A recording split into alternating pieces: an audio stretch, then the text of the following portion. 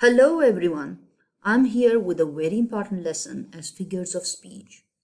In order to understand the figures of speech, we must know the difference between the literal and the figurative meaning of a sentence. Let's take an example of raining cats and dogs.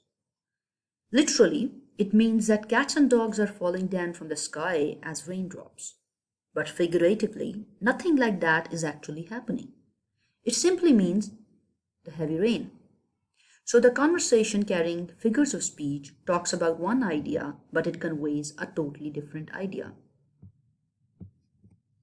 Why do I consider the figures of speech as figures? Because they have an identity of their own. Every figure has an important function to perform in the conversation. For example, some figures of speech are used for repetition, some are used for comparison or contrast, and some used for the exaggeration. The first one is the figure of repetition. Figure of repetition comes in three different types. When this repetition is of the consonant sound at the beginning of a word, it is called alliteration. Like you say, some sounds are specific. There is sa sound prominent in them. Similarly, a wide-eyed woman is waiting. Here, wa sound is repeated. When the repetition is of a vowel sound, such a repetition is called assonance. For example, cat ran. There is a repetition of the same vowel sound in both words. Another example is rain in Spain. The words rhyme just because of the similar sounds in them. There is a third kind of repetition, and that is of words. When the same words are repeated at the beginning of the sentences, it is called anaphora. For example, learning is everlasting, learning is magical, learning is a lifetime lesson. One of the examples of anaphora is found in Martin Luther King's speech, I Have a Dream. He repeated this phrase, I have a dream, in his speech several times. Like he says, I have a dream that one day this nation will rise up.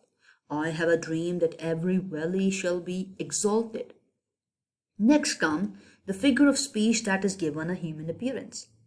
There is a whole person involved. That's why we called it personification. Because this figure of speech lends human traits to an object. For example, the wind yelled all night long. We know that wind cannot yell. Only a human being can yell. Similarly, you cannot see the wind. But if someone writes, the wind raged with anger, this is how we can get a better impression of how winds blew that day. The next one is the figure of noises. This figure has stored every kind of sound within. This figure of noises is called onomatopoeia. For example, if you hit somebody, that hitting has a sound like pow, pow. That word is named after its sound. Similarly, I can say it's too noisy for me. All the cars zooming around and honking their horns. The figure of exaggeration tells us more than what it really means. For example, I have a millions of letters to post today does not actually mean that letters are in millions. Similarly, I died laughing is not dying literally. In the same way, on the top of the world just means extremely happy. Then comes the figure of images. Several images are created in the mind of a listener or reader if we use all our five senses. That is why it is called imagery. For example, our sense of sight can make us see a tiny ant. Our sense of smell can let us smell the freshly baked apple. Our sense of taste can make us feel a sour lemon. Our sense of hearing lets the squeaking sound of the car go to our ears. And our sense of touch make us feel the sharp edges of a paper. The next one is a figure of comparison. The comparison is of two types. If the comparison is done by using the words as and like, it is called a simile.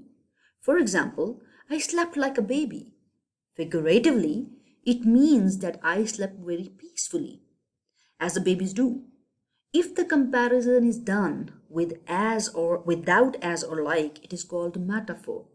For example, my friend is a couch potato, which means that he is not very active. Another figure of speech is considered as figures of contradiction, and it is named as oxymoron. For example, old news. We know news is something which we have not heard before, but when it is combined with old, here comes a contradiction. That something is news and it is old too. What's the point of knowing that? Another example is original copy. Again, there is contradiction. Such combinations are basically used to make us feel like a moron. The last one is a figure of interrogation, which means questioning for the sake of questioning, though the answer is never required. For example, why did I open my mouth? The writer himself must know the answer, but he deliberately asks his readers to think of an answer. That is all for today. I will come with a new lesson next time. Thank you.